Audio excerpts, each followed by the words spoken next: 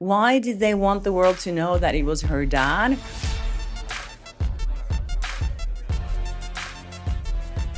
Hi and welcome to Blossom Talk. I'm Kersti Flo and this is Oscar. Some of you met him before. I just wanted to show him. It's a great Sunday here in Spain and I have a lot of updates for you guys. So last week there was one bombshell following another one and one of the things I spoke about was Taylor Swift's dad and how Candace Owens had got a tip or from a source saying that he was the one who actually leaked information or spoke to, I don't know exactly what his role was, specifically, allegedly, that he was the one who called Brian Friedman's office and spoke to Brian Friedman and told him that Taylor Swift had been blackmailed by Blake Lively and that Blake Lively also demanded for Taylor Swift to delete text messages between them. So we don't know really why, but there must be some sort of evidence there that Blake Lively wants to disappear. I don't know if she knows these things, but I think you can find these text messages even though you delete them on your phone. But anyways, so now Daily Mail has come out and confirmed this. Once again, this information came from Candace Owens at first, but now Daily Mail is saying that it is Taylor Swift's dad. And I think everything that leaks from Taylor Swift's camp is being leaked, of course, on purpose. So the fact that it is her dad who did speak to Brian Friedman or did provide him with this information or is behind this, I think, of course, they planned that to leak as well. Why did they want the world to know that it was her dad? I think it was to intimidate and embarrass Blake Lively even further. And I also think that Brian Friedman had seen the text messages. I think he has seen the email correspondence between the two lawyers. You know, Blake Lively's lawyer contacted Taylor Swift's lawyers and said that, and threatened Taylor Swift and said if she doesn't come out publicly and support Blake Lively, she will leak 10 years worth of private text messages. And that email, I'm sure Brian Friedman or that correspondence, somehow he's got evidence that that happened. Otherwise, he wouldn't have done a sworn statement about it if he hadn't seen any of this. So I think this is really solid what's come out. Sometimes things will seem like just hearsay or gossip at first. I think in this case, we've seen so many times that creators have actually exposed facts before the media has, and then maybe traditional media has reached out to different or more sources and confirmed things, but this is one other example of that. But as I said before about Taylor Swift, if any of this wasn't true, someone from her team would come out with a statement, and they haven't. So it is her dad. It's a fact. She did get blackmailed by Blake Lively. I think we can say that that's a fact too now. So yeah, it is getting juicier and juicier, you guys. Also, there was an interesting story on Radar Online this weekend claiming that Ryan Reynolds was the one behind the horrific lifestyle brand that Blake Lively started in 2014 or 15, I think it was,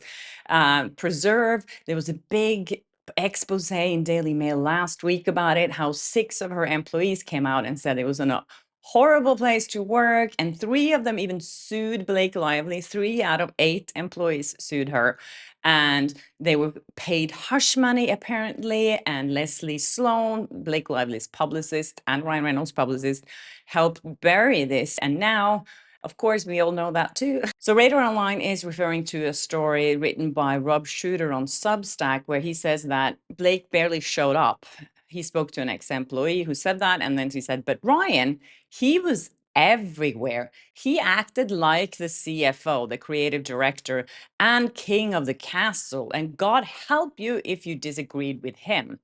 Ryan would breeze in, criticize everyone's work, then disappear, one employee recalled. He'd mock people, rewrite everything, then blame us for delays. And the worst part, Blake would let him. I think this sounds pretty familiar, right? The source claimed there were times people didn't get paid for weeks, but Ryan always made sure his people got what they needed. Everyone else, disposable. The source there says that Ryan always plays the nice guy, but the truth is he ran Preserve as a tyrant, and everyone who worked there knows it. Lively's brother Eric was hired as preserved creative director, as decision staffers believe Reynolds pushed for. So they're saying here that Ryan was the one who actually got Eric the job. I don't know. I'm guessing Blake had something to say there too.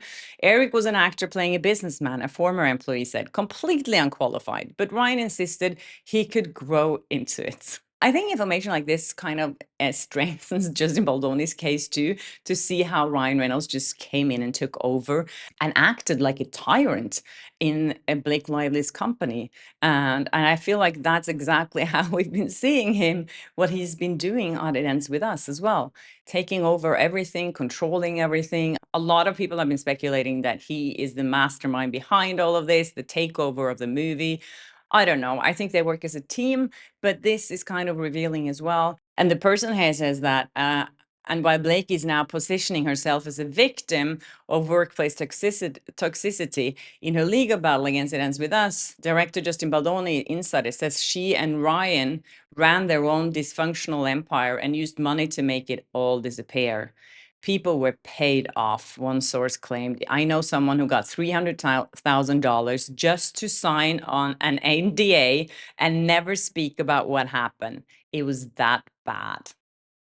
Also in the Substack article, it says here that they sold the world this fairy tale marriage and wholesome business image. But behind the scenes, it was all smoke and mirrors, and Ryan was holding the match. Anyways, there's another story here that Katie sent me. Thank you so much, Katie. This is interesting because I've been speaking about other celebrities who's been like quietly ghosting Blake and Ryan.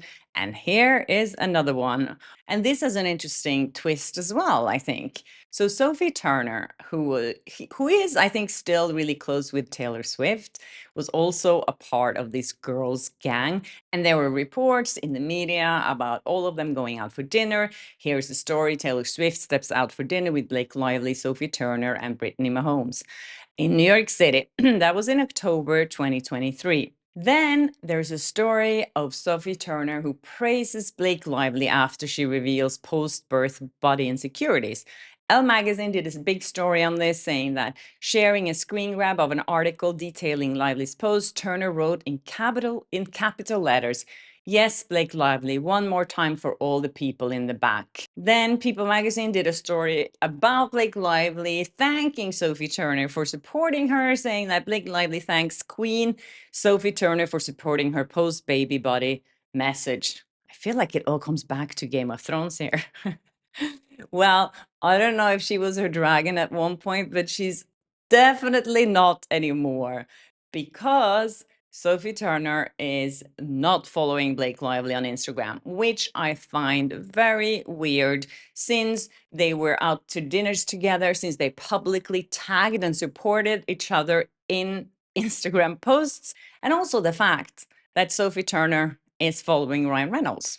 Why would she do that and not follow Blake Lively? That doesn't make any sense to me.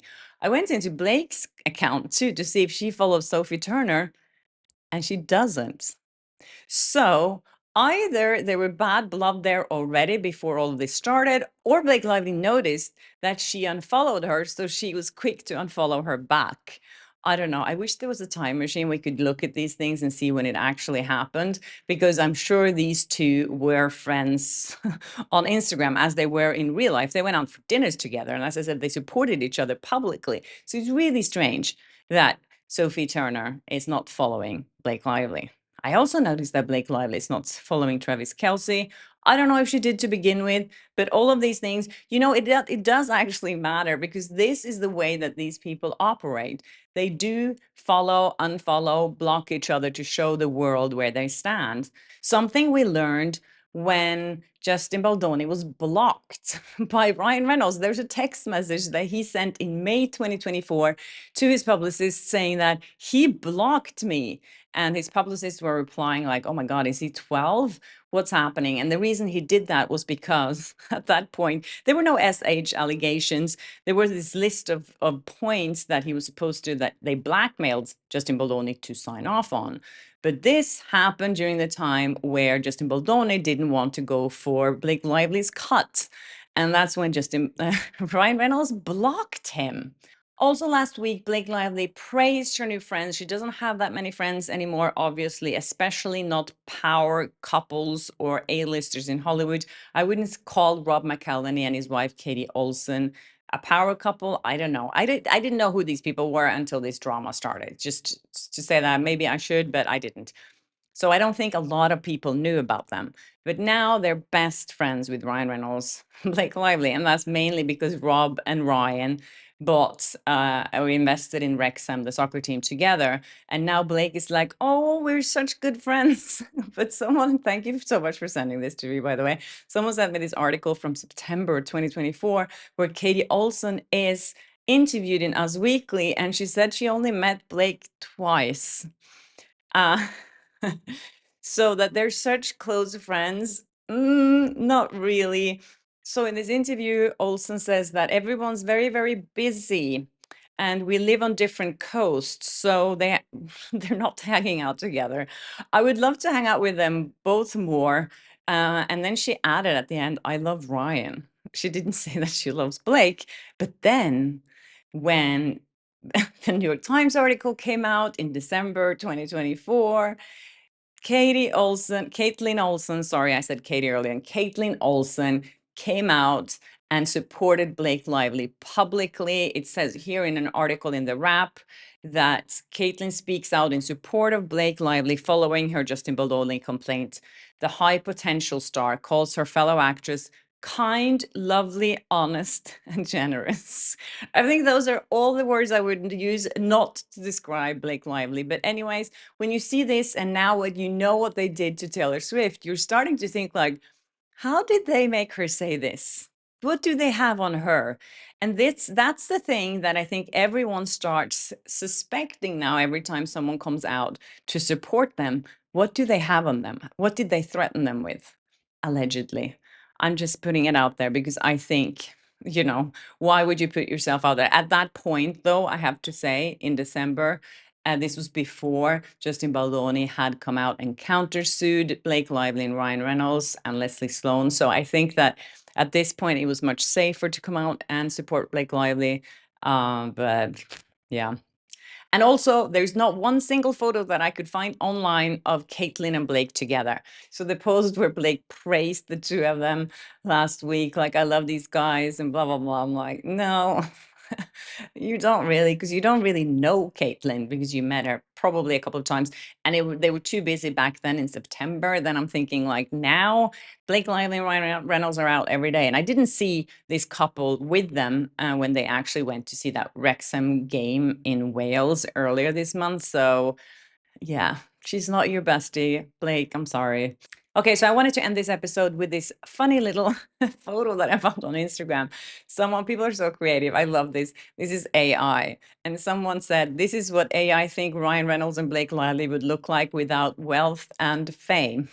Someone commented that they think actually Ryan Reynolds looks better here. But it's very interesting. I was laughing when I saw this. I wanted to share it with you guys. Anyways, that's it for me, you guys. I hope you're enjoying your Sunday and please keep sending me new tips. I love it. As you see, I'm using all your tips in my episodes because you guys are amazing at doing research and finding little nuggets here and there. I love it. Thank you so, so much. And thanks for all your beautiful emails. Some of you guys sent me messages that almost makes me cry because you're so sweet. And it really warms my heart. Sometimes I just want to print them out and hang them and frame them on my wall because they're so kind. And it's so inspiring for me to receive messages like that. So thank you. Thank you guys so much. And yeah, if you haven't subscribed yet, please do and hit the notification bell and I'll see you in my next episode. Bye.